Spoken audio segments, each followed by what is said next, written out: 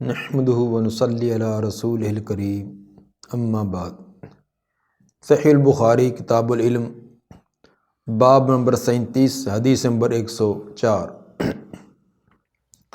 باب لیبلغ العلم الشاہد الغائب۔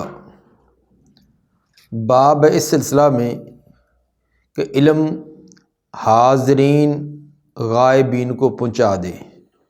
جو مجلس میں حاضر ہیں، علم سیکھ رہے ہیں، بات سن رہے ہیں، وہ ان لوگوں کو پہنچائیں جو اس مجلس میں نہیں یا جن تک علمی بات نہیں پہنچی۔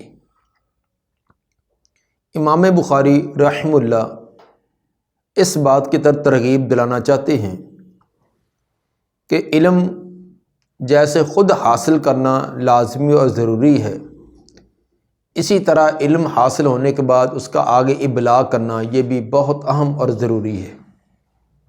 دوسری ساتھ بات یہ بھی بتلانا چاہتے ہیں کہ دوسروں کو علم کا ابلاغ کرنے کے لیے کسی ادارے کا سند یافتہ ہونا کوئی لازمی نہیں ہے۔ کوئی بہت زیادہ لمبا چوڑا کورس کر کے ہی علم آگے پہنچانا لازمی نہیں، بلکہ دین کی بات اگر ایک مسئلہ بھی، ایک حدیث بھی کسی کو پہنچی ہے تو ان کو پہنچائے جن کے پاس نہیں۔ البتہ یہ بات تو لازمی ہے کہ علم کے اندر پختگی اور جو بات اس کو پہنچی ہے وہ یقینی اور حتمی ہو، وہ تحقیق شدہ ہو اور ثابت ہونے کے بعد اس کا آگے ابلاغ کرنا لازمی ہے۔ اس سلسلہ میں قال ابن عباس نبی صلی اللہ علیہ وسلم، اس سلسلہ میں ابن عباس رضی اللہ عنہما کی روایت نبی صلی اللہ علیہ وسلم سے جو مروی ہے وہ اس سلسلے میں موجود ہے، جس کو امام بخاری حدیث نمبر 1739 کے تحت خود متصل سند کے ساتھ لائے ہیں۔ حدیث نمبر 104۔ قال حدثنا عبداللہ ابن یوسف قال حدثنی لیث قال حدثنی سعید عن ابی شریح۔ ابی شریح سے مراد خویلد بن عمر ابو شریح خزائی ہیں جو مشہور صحابی ہیں۔ انہ قال لعمر بن سعید، ابو شریح نے عمر بن سعید کو کہا۔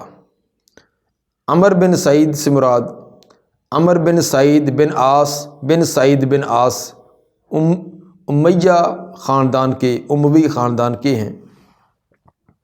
اس کو کہا، کب کہا تھا؟ وَهُوَ يَبْعَثُ الْبُعُوثَ إِلَى مَكَّةَ، جب وہ لشکر مکہ کی طرف بھیج رہا تھا، مکہ پر لشکر کشی کر رہا تھا عمر بن سعید، اس وقت کہا۔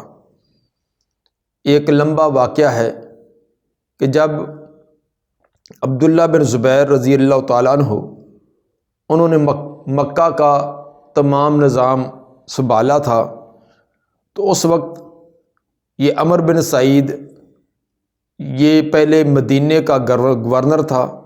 مدینے کو اپنے لوگوں کو اپنے تابع کرنے کے بعد اب مکہ پر حملہ کرنے کے لیے یہ آیا تھا۔ یہ تفصیل آئندہ کسی درس کے اندر یہ پوری بیان کی جائے گی انشاءاللہ العزیز۔ وَهُوَ يَبْعَثُ الْبُعُوثَ إِلَى مَكَّةَ، ابو شریح نے عمر بن سعید کو یہ اس وقت کہا جب وہ مکہ کی طرف لشکر بھیج رہا تھا۔ اذن لی ایھا الامیر، امیر صاحب مجھے اجازت دیجیے۔ امیر سے مراد گورنر یا اس علاقے کا جو نظام سنبھالنے والا تھا۔ اے گورنر صاحب مجھے اجازت دیجیے۔ احدثک قولا قام بہ النبی صلی اللہ علیہ وسلم الغد من یوم الفتح، کہ میں تجھے بیان کروں وہ بات جس بات کو کہنے کے لیے کھڑے ہوئے تھے نبی صلی اللہ علیہ وسلم فتح مکہ کے اگلے دن۔ جس دن مکہ فتح ہوا تو اس کے اگلے دن ہی آپ نے یہ خطبہ ارشاد فرمایا تھا۔ آپ کی ان باتوں میں سے میں ایک بات آپ کو سنانا چاہتا ہوں۔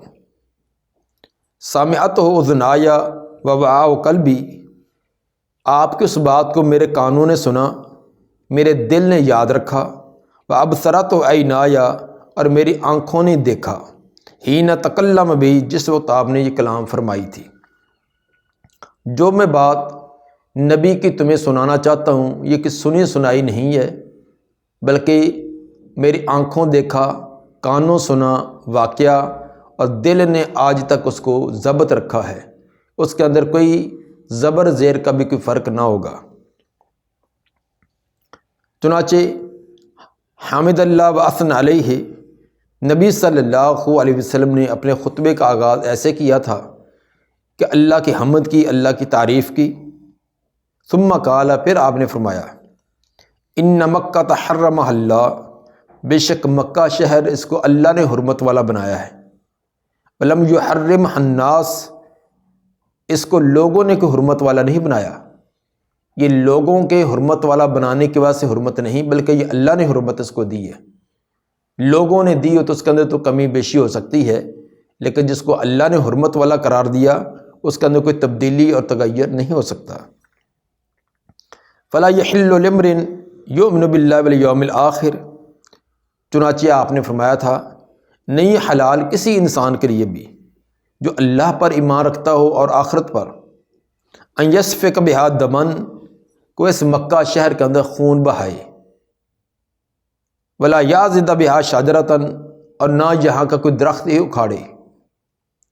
اس قدر اس مکہ کی حرمت ہے، یہاں انسان کا خون بہانا تو دور کی بات، کسی شکاری جانور کا شکار کرنا بھی دور کی بات، بلکہ اس کو ڈرا کر بھگانا بھی جائز نہیں، اور کانٹے دار درخت کو یہاں سے اکھاڑنا یہ بھی جائز نہیں۔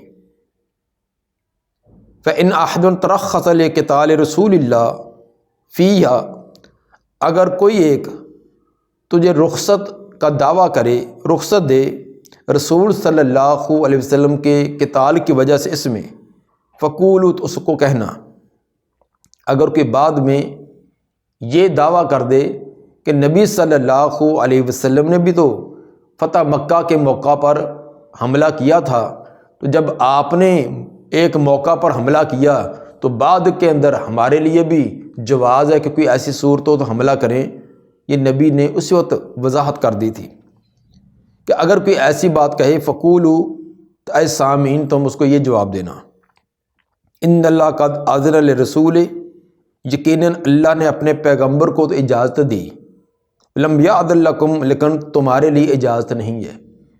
کوئی اس طرح کا غلط استدلال کرے تو اس کو یہ جواب دے دینا کہ اللہ نے اپنے پیغمبر کو ایک دن کے کچھ حصے میں یہ اجازت دی تھی، لیکن اور کسی کے لیے قیامت تک اجازت نہیں ہے۔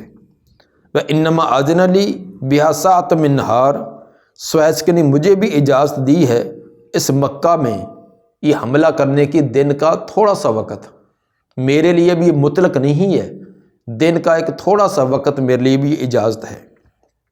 ثم عادت حرمتها اليوم كحرمتها بالامس، اور اس بیت اللہ کی حرمت آج پھر اسی طرح ہے جس طرح کہ کل تھی۔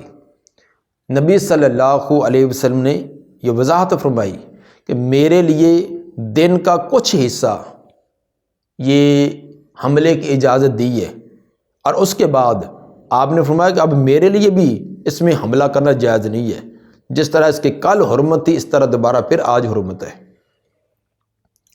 یہ انتہائی جامع اور مختصر خطبہ دینے کے بعد پھر آپ نے فرمایا وَلْيُبَلِّغُ الشَّاهِدُ الْغَائِبَ، جو حاضرین ہیں یہ غائبین تک میری بات پہنچا دیں، جو میری بات سن رہے ہیں یہ آنے والے لوگ یا اس وقت جو موجود ہیں لیکن اس جگہ مکہ کے اندر اور میرا خطبہ نہیں سن رہے، ان تک یہ بات پہنچا دینا۔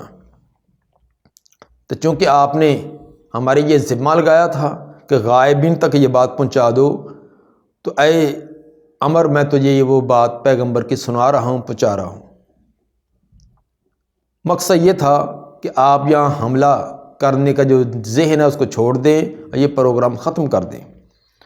فقیل لابی شریح، ابو شریح سے پوچھا گیا کہ ماں قال عمر، پھر عمر نے کیا کہا؟ جب آپ نے پیغمبر کا فرمان سنایا تو عمر نے آگے سے کیا جواب دیا؟ قال انا اعلم منک یا ابا شریح، تو عمر بن سعید آگے سے جواب دینے لگا کہ میں زیادہ جانتا ہوں تو سے اے ابو شریح، ابو شریح میں تو سے زیادہ نبی کے فرمان کو سمجھتا اور جانتا ہوں۔ لا تعید عاصین، یہ مکہ نہیں پناہ دے گا کسی نافرمان کو، ولا فارم بدمن، اور نہ خون بہا کر آنے والے کو، ولا فارم بخربتن، اور نہ کوئی فساد اور بگاڑ کر کے آنے والے کو۔ یہ مکہ جو ہے نہ مجرم کو، خون بہانے والے کو اور فساد اور بگاڑ زمین میں برپا کرنے والے کو یہ پناہ نہیں دیتا۔ یہ ابو شریح کو آگے سے یہ جواب اس نے دیا۔ یہ اس نے ایک غلط استدلال کیا تھا۔ حدود حرم میں مجرم کو سزا دینا اور چیز ہے، اور حرم مکہ پر لشکر کشی کر کے حملہ کرنا یہ الگ بات ہے، یہ دونوں ایک بات نہیں۔ اس نے یہ خلط ملط کر کے ایک باطل اور غلط استدلال کیا۔ کلمۃ حق اریدہ بہ الباطل والی یہ بات تھی کہ کلمہ حق بول کر اور اسے استدلال اس نے باطل کیا۔ اور ویسے حضرت عبداللہ بن زبیر رضی اللہ عنہ جن پر یہ حملہ وہ کر رہا تھا، تو وہ ایک جلیل القدر صحابی ہیں، انتہائی نیک اور صالح صحابی ہیں۔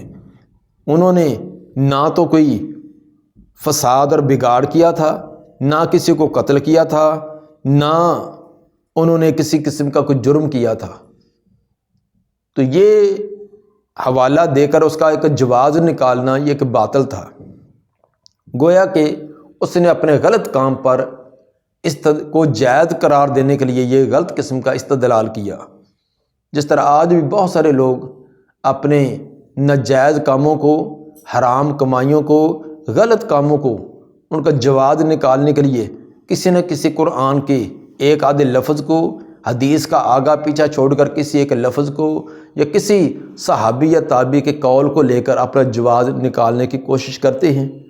بے شمار آج حرام کاروبار، ناجائز کاروبار جو واضح طور پر سود پر مشتمل ہیں، اسی طرح رشوت لین دین کے سلسلے ہیں، اسی طرح اور بے شمار جرائم ہیں جن کو اپنے آپ کو مطمئن کرنے کے لیے کوئی نہ کوئی الٹی سیدھی دلیل گھڑی ہوتی ہے۔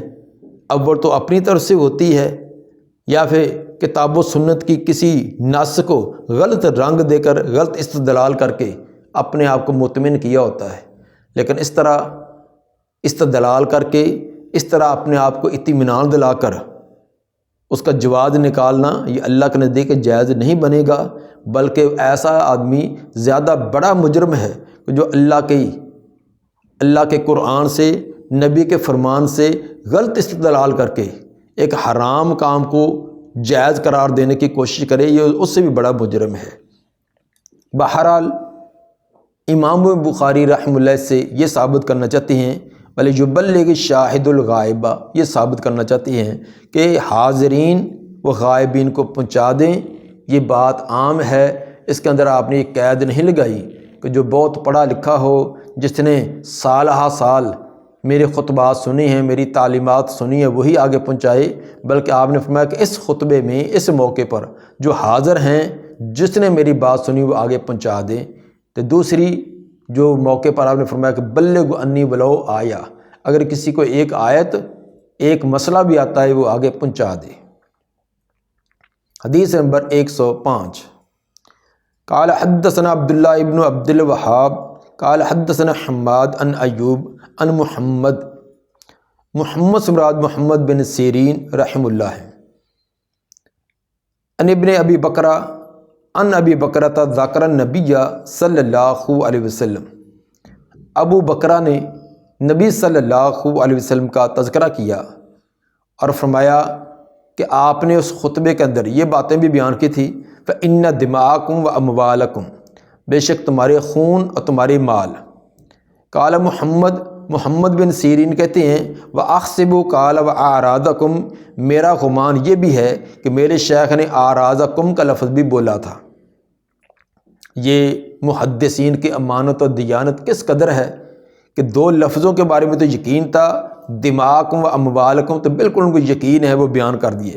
جس لفظ کے اندر معمولی سا خدشہ تھا تو اس کی بھی وضاحت کر دی کہ میرا گمان ہے کہ آرازکم کی بھی لفظ کہا۔ دیگر روایات سے یہ بات ثابت ہے کہ واقعی یہ لفظ آپ نے یہ فرمایا تھا۔ بے شک تمہارے خون اور تمہارے مال اور تمہاری عزتیں علیکم حرام، تم پر حرام ہیں، کا حرمت یومکم ھذا، تمہارے اس دن کی طرح، فی شہرکم ھذا، تمہارے اس شہر میں۔ مطلب یہ تھا کہ جس طرح یہ آج کا دن 10 ذو الحجہ کا یا یوم عرفہ کا جس جگہ آپ نے خطبہ دیا تھا، اس دن کی عزت، اس شہر کی عزت اور اس مہینے کی عزت ہر ایک کرتا ہے، اور کوئی بھی اتنی جرت نہیں کرتا کہ اس کے اندر کوئی جرم کرے۔ تو یہ اسی طرح دوسرے کا مال، دوسرے کا خون اور دوسرے کی عزت، یہ ہمیشہ ہمیشہ کے لیے دوسرے پر حرام ہے۔ نہ کہ کسی کا خون بہا سکتا ہے، نہ کسی کا مال لوٹ سکتا ہے، اور نہ ہی کسی کی عزت کو پامال کرنے کی کوشش کر سکتا ہے۔ اس کے بعد آپ نے فرمایا تھا الا خبردار، لیبلغ الشاہد منکم الغائب، تم میں سے جو حاضرین ہیں وہ غائبین کو پہنچا دیں۔